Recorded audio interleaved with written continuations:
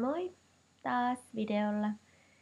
Ja arvatenkin niin vastailen taas näihin kysymyksiin, mitä mä aloitin jo viimeksi. Ja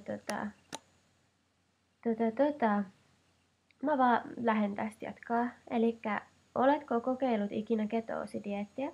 Olet. Millä tuloksilla jos olet? No mä olin silloin, kun Atkins-dieetti oli vasta tulossa. Ja kaikki oli silleen, että ei, että miten sä voit vältellä hiilareita, että ei ihminen voi elää ilman hiilareita. Niin silloin mä kokeilin, se oli varmaan joskus 2006-2007.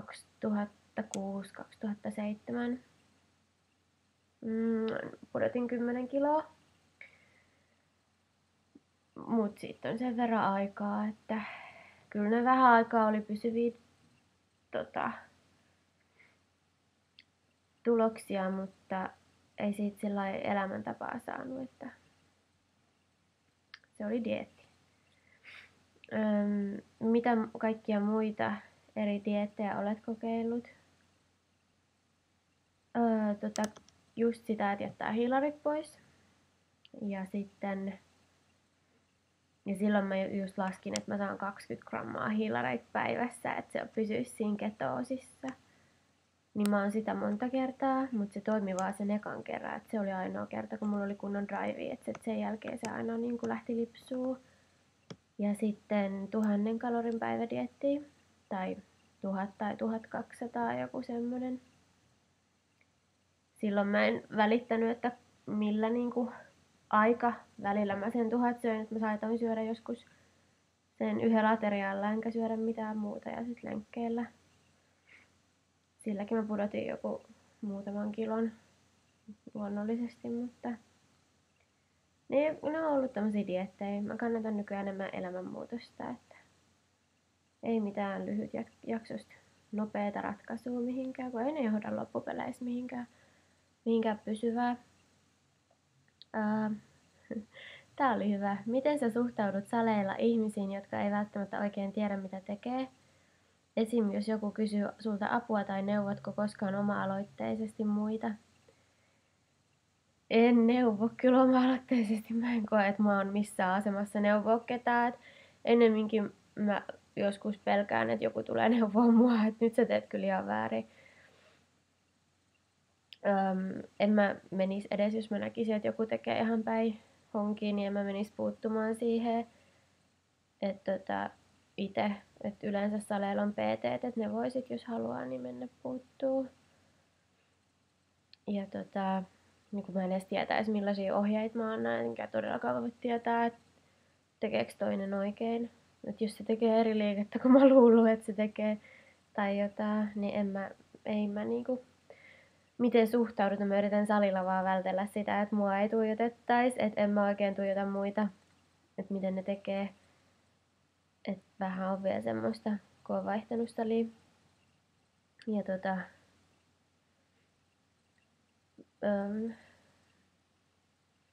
ei mulla oikein mielipidettä tuohon, kun en mä osaa sanoa, jos joku tekee väärin.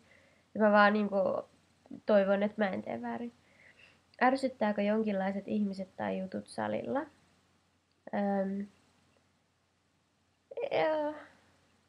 No ei oikeastaan. Et musta olisi paras, jos mä saisin tehdä yksin rauhassa kaiken. Et sit mä vaan keskityn ihan täysillä niinku siihen omaan suoritukseen. No itse asiassa joo, yksi asia ehkä vähän ärsyttää. Se on se klisee, nyt mä en näe mitään, niin klisee, että kun mennään salille ja laitetaan meikkiä naamaa, musta se on kamalaa. Se ärsyttää mua ihan sikana niinku. Ja sitten toinen, niin se sit yleensä liittyy samoihin ihmisiin, että mennään sinne ja tehdään silleen, ettei se vahingossakaan satu mihinkään lihakseen tai ei haluta, että se yhtään nostaa hikeä tai mitään. Et tietysti niin kuin jokaisella on varmaan oma mentaliteetti ja saakin olla, mutta mun näkemys on se, että miksi siinä vaiheessa mennään salille, jos sinne pitää mennä meikit naamassa ja vähän pyöriä. Ja niin kuin voidaan sitten sanoa, että olin tunnin salilla, mutta toinen on ollut ehkä 40 minuuttia, tehnyt 5 kertaa tai ehkä jopa 10 kertaa pahemman treenin kuin sä 1,5 tunnista. Näin kärjistäen, että ehkä ärsyttää semmoiset ihmiset, jotka ei oikeasti mene salille treenaa, että ne menee sinne vaan pyöriin. Ja näin. Mikä on lempivuoden aikasi? Mä oon tätä paljon miettinyt. Mä tykkään oikeastaan kaikista nykyään. Ennen mä en oikein välittänyt syksystä enkä keväästä. Mun mielestä ne oli turhia siirtymäjaksoja kesää ja talvea. Mut mä oon itse syntynyt talvella, niin kyllä mä tykkään talvesta ehkä eniten. Kun siellä on niin kauheasti kaikkea niin semmoista, kun moni vihaa talvea, niin mun mielestä se on jopa niinku, tulee semmoinen puolustusreaktio, että talvessa on niin paljon kaikkea kaunista ja se on tosi raikas ja on se kuitenkin valossa kuin silloin kun on lunta. Niin täällä on tosi valosaa verrattuna syksyyn. Ja on just joulut ja uudet vuodet, se on semmoista tosi perhekeskeistä aikaa se joulukuu varsinkin, että se on mulle tosi tärkeä aika, että mä tykkään viettää perheen kanssa tunnelma joulua tai sellaista. Ja just mua ei haittaa mitkään joululaulut kaupoissa ja näin, että mulla ei oikeastaan joulusta mitään huonoa sanottavaa. Ja sit just kun mä mietin talvea, niin mä mietin vaan semmosia, vaikka olisikin kovia pakkasia, niin semmoista, että kun aurinko paistaa ja kuitenkin sit on semmoinen tosi raikas olo, että mä en hirveästi tykkää, että on liian kuuma, mikä on kesällä mulla oikeastaan ihan hirveä ongelma. Mä valitan ehkä kesästä niin kuin eniten, vaikka kesäkin on kiva ja ihmiset tykkää kesästä, mutta mä en ole kesäihminen. Mä tykkään siitä, mutta se ei ole mun juttu silti loppupeleissä. Eli talvi. Paras lukemasi kirja. Mä en oikeesti lukenut hetkeen kirjoja, siis vuosiin. Mua harmittaa se, mä haluaisin lukea, mutta mä en jotenkaan jaksa nyt keskittyä lukemiseen. Et ehkä mun pitää vaan alkaa lukea ja sit se lähtee siitä taas. Mutta mä oon ennen lukenut niin kuin nuorempana paljon. Mutta en mä tiedä mikä olisi paras, kun ei niistä mikään ole välttämättä semmoisia. Ehkä ihmiset, jotka oikeasti lukee paljon, niin ne osaa määritellä mikä on paras. Mun mielestä tosi monet on ollut hyviä semmosia, mitä koulussakin on luettu tai koulun piikkiin, että on niinku pitänyt valita joku kirja, minkä luet ja teet siitä. En mä osaa sanoa. Niitä on niin monia semmosia, mitkä on oikeasti varmaan tosi keskinkertaisia, niin sit mä en osaa valita niistä hyvää.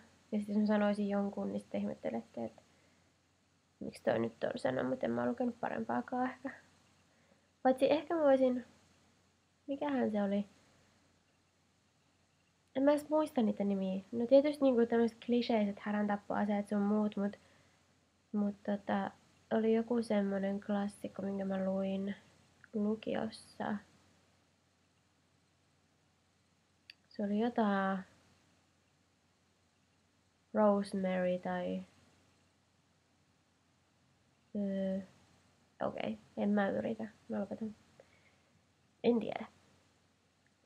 Suosikki koktailisi. Jaha. Onkohan mulla sellaistakaan cocktail.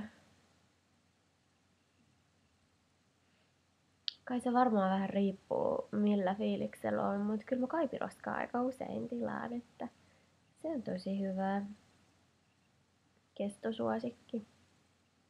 Hirveän määrä sokeria ja viinaa. Keittiöbravuurisi. Onks mulla tällaistakaan?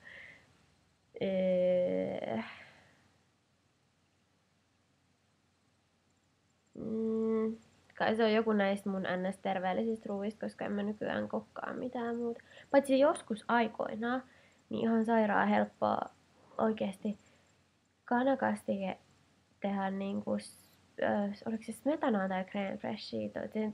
Luonnollisesti kannattaa valita se crème fresh, kun siinä on vähemmän rasvaa. Mutta siis ihan vaan niinku marinoituja kanoja ja sitten siis broilereita, suikaleita.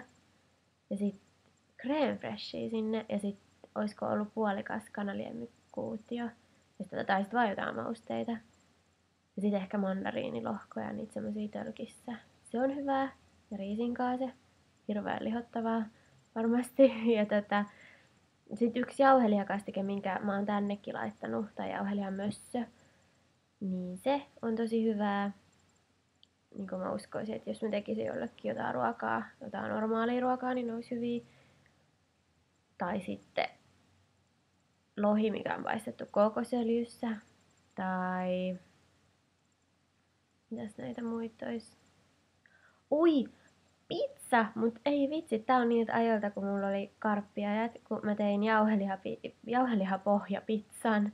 Oikeesti siinä oli pohja tehty jauhelihasta, niinku naudanjauhelihasta, vähän rasvasesta.